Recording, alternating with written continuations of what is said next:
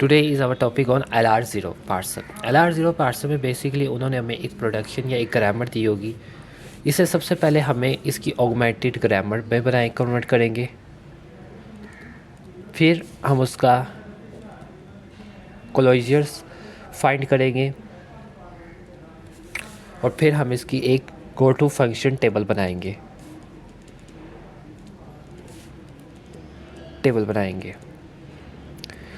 LR0 या LR1, LR0 और LR1 में एक ही फ़र्क होता है। जिसमें भी LR0 आएगा, फॉर एग्ज़ाम्पल LL0, LL1 या SLR0, इनमें बेसिकली ये फ़र्क होता है कि जब भी किसी भी पार्सर के साथ LR0 पार्सर आएगा, डैट्स मीन इसमें फ़र्स्ट एंड फॉलो सेट हम यूज़ नहीं करेंगे।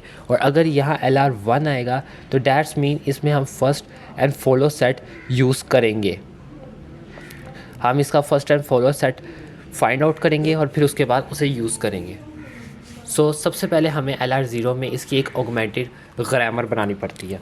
ऑगमेंटेड ग्रामर बनाने के लिए सबसे पहले इसका ड्राइव देखते हैं। ये एक सिंपल प्रोडक्शन है, तो सबसे पहले हमें इसका एक ड्राइव बनाएंगे। वो ये है एस ड्राइव डॉट एस। हर एक प्रोडक्शन के साथ हमें एक एक पॉइंट पहले डॉट लगा देंगे। देखिए, जो सबसे पहले होगा उसके एस ड्राइव डॉट एस आएगा, जो कि ये नहीं है बल्कि अब हम खुद से ही ऐड करेंगे, जो कि फर्स्ट प्रोडक्शन का से देख के एक खुद से ही टर्मिनल को देख के खुद से बनाएंगे। इसके बाद हम S S point A A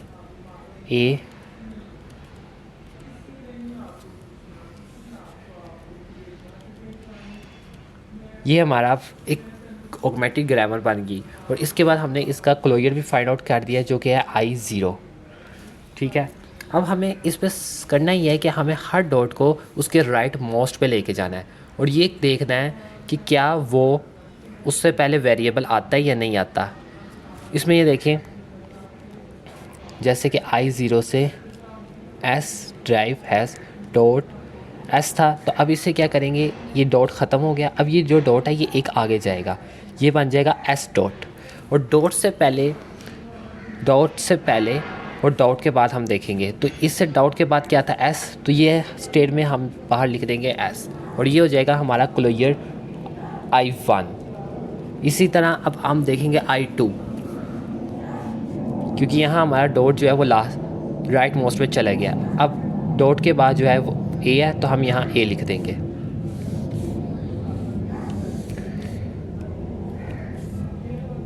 S, लेकिन अब यहाँ जो है ये हमारा जो डॉट है वो राइट मोस्ट पे नहीं गया बल्कि एक स्टेप आगे हुआ है। तो एक स्टेप आगे हुआ है तो हम अब ए, क्योंकि ए जो है वो एक गो टू फंक्शन है, एक वेरिएबल है, तो फिर हम ए का भी क्लोजर लेंगे। ए के क्लोजर्स क्या हैं, वो ये हैं। तो फिर यहाँ जिसकी वैल्यू एज इट इज़ आ जाएगी।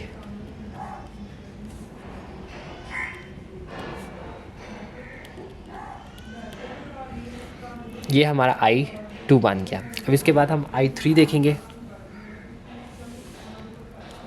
डॉट के बाद ए है, तो यहाँ एज इट इज़ ए आ जाएगा।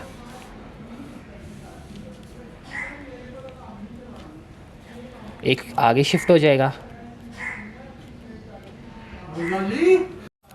As it is a. अब ये जो है ये वन शिफ्ट आगे हुआ है और ये एक गो टू फंक्शन, एक वेरिएबल है, तो हम अब इसका भी क्लोजर लेंगे। अगेन यही होगा, एज इट इज़ लिख देंगे। ये हमारी I3। अब इसके बाद I4 हम देखेंगे।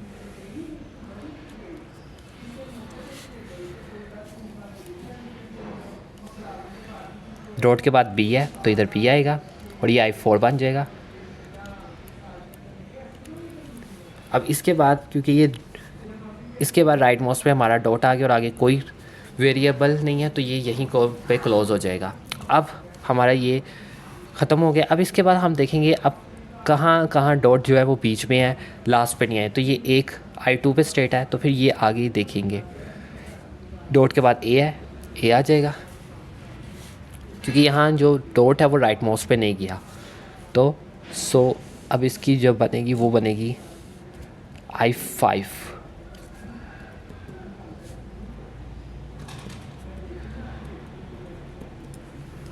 ये क्योंकि हमारे जो लास्ट वेरिएबल है वो उस पर डॉट आ गया, राइट मोस्ट डॉट है, इसलिए ये यहीं ख़त्म हो जाएगा। उसके बाद अब हम इधर, तो ये बनेगा I6, डॉट के बाद A है तो A आ जाएगा।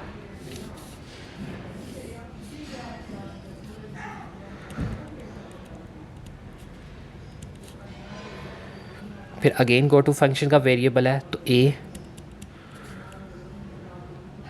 तो इसका वैल्यू पे क्या है वो यही है, हैज़ इट इज़ लिख देंगे।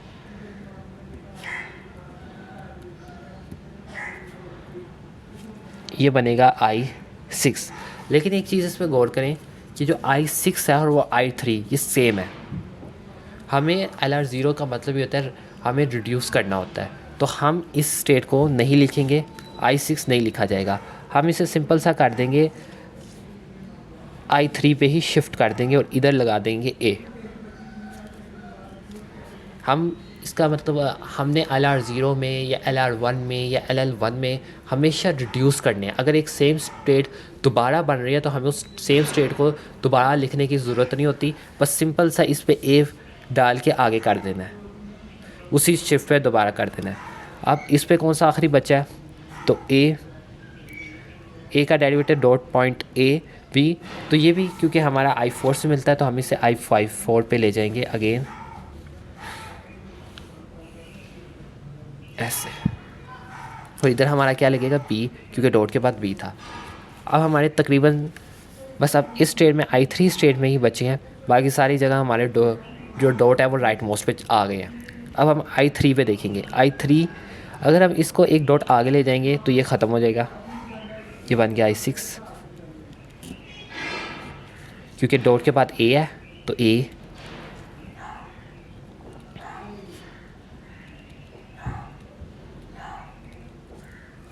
ये राइट मोस्ट पे डॉट आ गया, ये यहीं ख़त्म हो गया।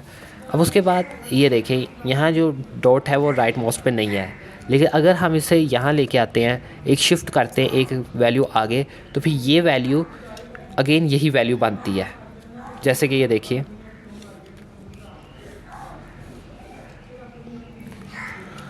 A,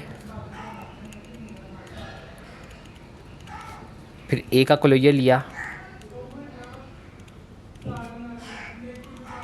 तो फिर हम अगेन यहाँ फिर एक क्लोजर नहीं लिखेंगे, ये सेम बन जाता है तो ये हम नहीं लिखेंगे। हम एक काम करेंगे, इसी पे एक सेल्फ लूप चला देंगे B का,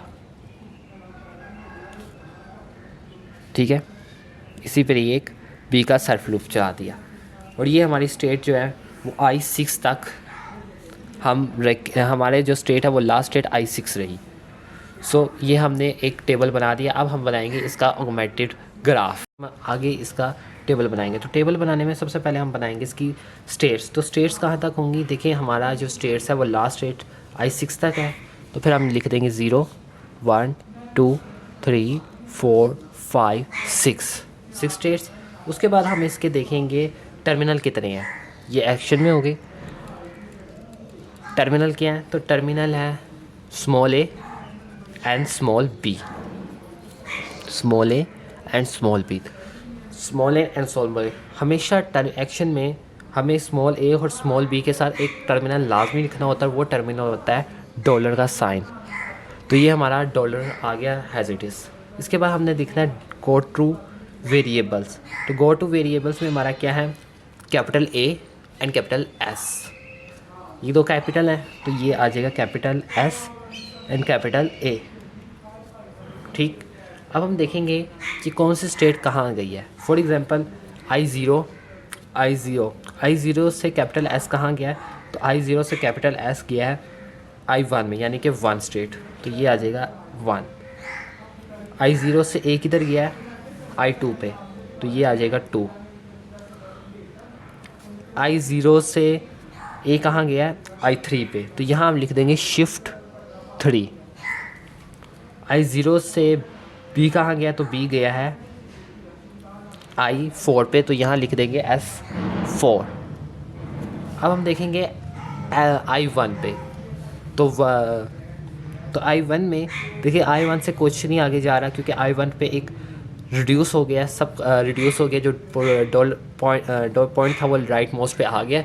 तो इसके आगे हमें ना ए गया ना बी गया, ना इसमें कोई वेरिएबल गया ना टर्मिनल गया, तो इस पर हम डॉलर पे एक्सेप्ट करा देंगे, क्योंकि ये एक रिड्यूस स्टेट थी। अब इस पर हम डॉलर पे एक्सेप्ट करा दिया।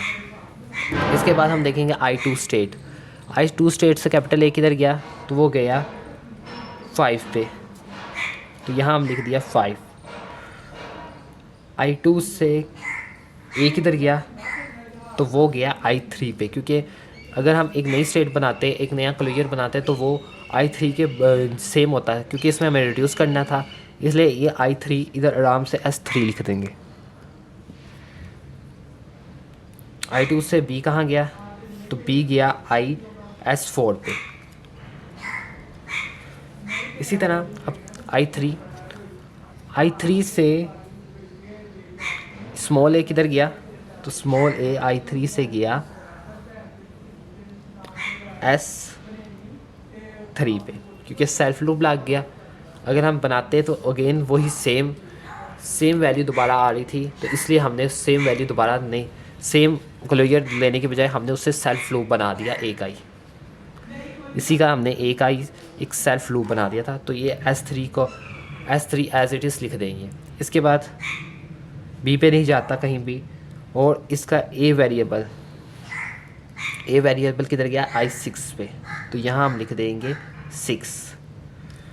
उसके बाद I4 पे रिडक्शन हो रही है, क्योंकि जो पॉइंट है वो राइट मोस्ट पे है, लेकिन यहाँ हम डॉलर पे एक्सेप्ट नहीं लिखेंगे।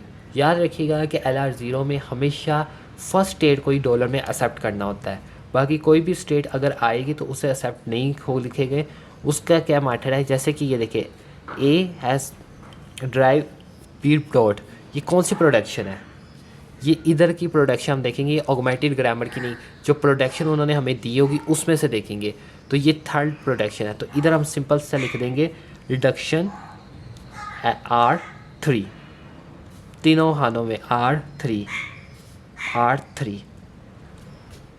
अगेन देख लें, क्योंकि यहाँ जो पॉइंट के बाद आया बी राइट मोस्ट में पॉइंट था, तो उसमें हम अब इसकी जो प्रोडक्शन उन्होंने हमें दी होगी एग्ज़ाम में होगी, उस पर हम देखेंगे कि कहाँ आई है। तो ये ए थर्ड प्रोडक्शन में है, तो हम यहाँ R3 लिख देंगे। ऑगमेंटेड ग्रामर की नहीं लिखनी, इसमें सबसे ज़्यादा लोग ये गलती करते हैं कि वहाँ ऑगमेंटेड ग्रामर की प्रोडक्शन लिख देते हैं।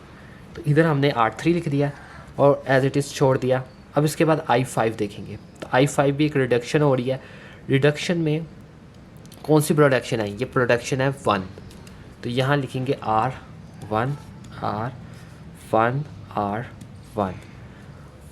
और 6। I6 में क्या है, I6 जो थी वो अगेन जो है वो R2 है, ठीक है।